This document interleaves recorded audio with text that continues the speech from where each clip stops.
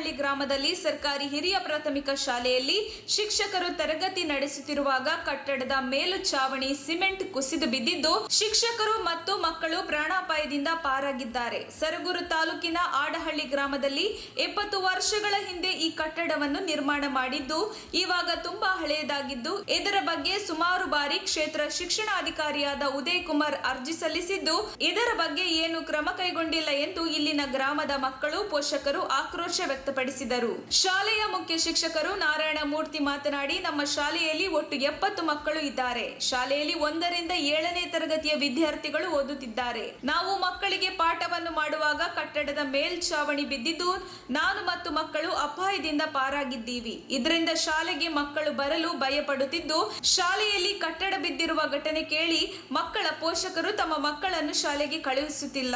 ಶಾಲೆಯ ಮಕ್ಕಳ ಸಂಖ್ಯೆ ಕಡಿಮೆಯಾಗಿದೆ. ಕ್ಷೇತ್ರ ಶಿಕ್ಷಣಾಧಿಕಾರಿಯಾದ ಉದಯ್ ಕುಮಾರ್ ಸೂಕ್ತ ಕ್ರಮ ವಹಿಸಬೇಕು ಎಂದು ಗ್ರಾಮದ ಎಸ್ಡಿಪಿಐ ಅಧ್ಯಕ್ಷರು ಮತ್ತು ಸದಸ್ಯರು ಆಕ್ರೋಶ ವ್ಯಕ್ತಪಡಿಸಿದರು. ಶಾಲೆಯಲ್ಲಿ ನಾವುಗಳು ಓದುವ ಸಮಯದಲ್ಲಿ ಈ ಕಟ್ಟಡವನ್ನು ನಿರ್ಮಾಣ ಮಾಡಿದ್ದಾರೆ. ಈಗ ಶಾಲೆಯ ಕಟ್ಟಡ ತುಂಬಾ ಹಳೆಯದಾಗಿದ್ದು ಇವಾಗ 2 ತಿಂಗಳಿಂದ ಮಳೆಯಿಂದ ಶಿಥಿಲಗೊಂಡು ಕಟ್ಟಡದ ಮೇಲಿನ ಭಾಗದ ಸಿಮೆಂಟ್ ಕಿತ್ತು ಬರುತ್ತಿದೆ. ಕಟ್ಟಡ ಬೀಳುವ ಮುಂಚೆ ಬಿಒ ಅಧಿಕಾರಿಗಳು ಉದಯ್ ಕುಮಾರ್ ಸ್ಥಳಕ್ಕೆ ಭೇಟಿ ನೀಡಿ ಶಾಲೆಯ ಪರಿಶೀಲನೆ ಮಾಡಿ ಹೋಗಿದ್ರು. ಆದರೆ ಯಾವುದೇ ಕ್ರಮ ಕೈಗೊಂಡಿಲ್ಲ. ಅಧಿಕಾರಿಗಳಿಗೆ ತಿಳಿಸಿದರೂ ಕೂಡ ಯಾರು ಕೂಡ ಇತ್ತ ಕಡೆ ತಿರುಗಿ ನೋಡುತ್ತಿಲ್ಲ ಎಂದು ಬೇಸರ ವ್ಯಕ್ತಪಡಿಸಿದರು. ನಾವು ಮಾಹಿತಿ ತಿಳಿಸಿದ ಬಳಿಕ ನಮ್ಮ ಇಲಾಖೆ ಬಿಆರ್ಸಿ ಅಧಿಕಾರಿಗಳು ಕಟ್ಟಡದ ಸ್ಥಳ ಪರಿಶೀಲನೆ ಮಾಡಿದ್ದಾರೆ. ಶಾಸಕರ ಜೊತೆ ಮಾತುಕತೆ ನಡೆಸುತ್ತೇವೆ ಮತ್ತು ಈ ಕಟ್ಟಡವನ್ನ ರಿಪೇರಿ ಮಾಡಿಸುವುದಾಗಿ ಆಶ್ವಾಸನೆ ನೀಡಿದ್ದಾರೆ. ಶಾಲೆಗೆ ಹೊಸ ಕಟ್ಟಡವನ್ನ ನಿರ್ಮಿಸಿಕೊಡಿ ಎಂದು ತಿಳಿಸಿದ್ದೀವಿ ಎಂದು ಕ್ಷೇತ್ರ ಶಿಕ್ಷಣಾಧಿಕಾರಿ ಉದಯ್ ಕುಮಾರ್ ತಿಳಿಸಿದ್ದಾರೆ. ವರದಿ ಚಂದ್ರಹಾದನೂರು. ತಕ್ಷಣ ಬೇಕಾಗಿದ್ದಾರೆ.